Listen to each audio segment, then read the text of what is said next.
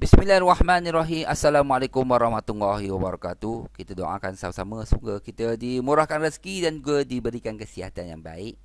So hari ni kita nak review berkenaan lagi satu lagi motosikal adventure daripada China, iaitu CF Moto MT800.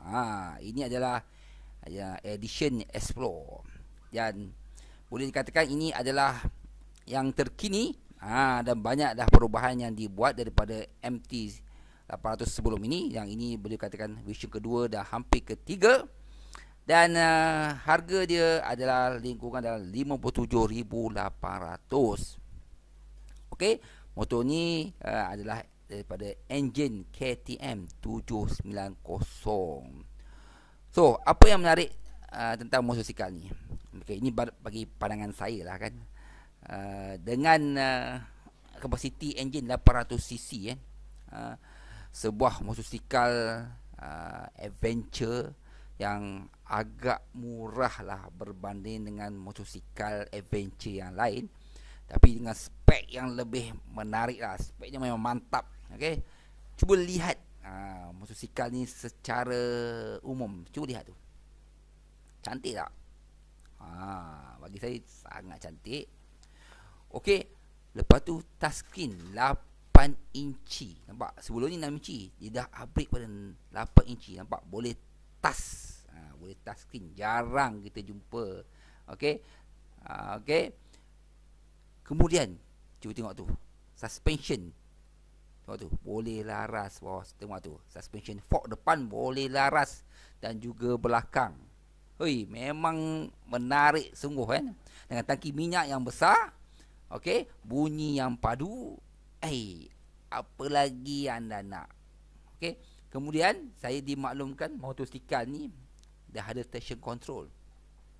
Sebelum ni tak ada traction control. Sekarang ni dah ada traction control.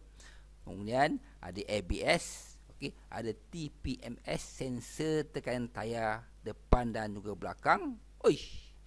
Kemudian dua disc, brake Jejuan 4 port. Okey, dia bagi lagi spotlight. Ini ada spotlight daripada dulu, sekarang ini dah spotlight je. Dia kira okey lah kan, dapat spotlight. Okey, tayar dia bagi Michelin. Untuk Explore ni dia bagi tayar Michelin. Itu dah sepasang dah berapa harga kan? Memang bagi saya motor China ni memang package dia memang terbaik lah. Memang mantap. Okey, untuk makluman anda semua, dia memang ada cube shifter. Okay, daripada dulu sehinggalah Vision ni memang ada cube shifter. Kemudian ada mode riding dia, ada sport, ada rain, kemudian ada off-road. Okey. Dan juga dia ada blind spot, dia ada sensor lah. Belakang pun ada sensor, dia keliling pun ada sensor. Kita boleh set. Kalau ada kenderaan di depan kita terlalu dekat pun dia akan berbunyi, dan belakang pun dia akan detect. Bagi saya, wah, ini di antara teknologi yang kalau pada brand-brand yang mahal tu, yang terkemuka, pasti lagi mahal ni kan. Okey, motosikal ni macam biasalah, dia ada auto cruise. Okey, ada heater grip. Okey, lampu LED.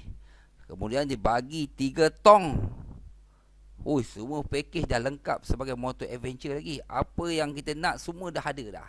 Cuma bayar je sikit. Orang kata ini adalah satu sekali motosikal adventure yang bagi saya harga dia sangat-sangat murah dengan package yang terbaik. So boleh worth it sangatlah nak beli. Okey. Pada mereka yang ingin memilikinya, saya rasa register stock pun dah ada. Okey. Dan saya percaya motor ni sekarang ni telah ramai yang mencari dan sudah memiliki. Okey, sedikit saja berkenaan dengan MT ni. Semoga jumpa lagi. Video saya akan datang. Assalamualaikum warahmatullahi wabarakatuh. Terima kasih.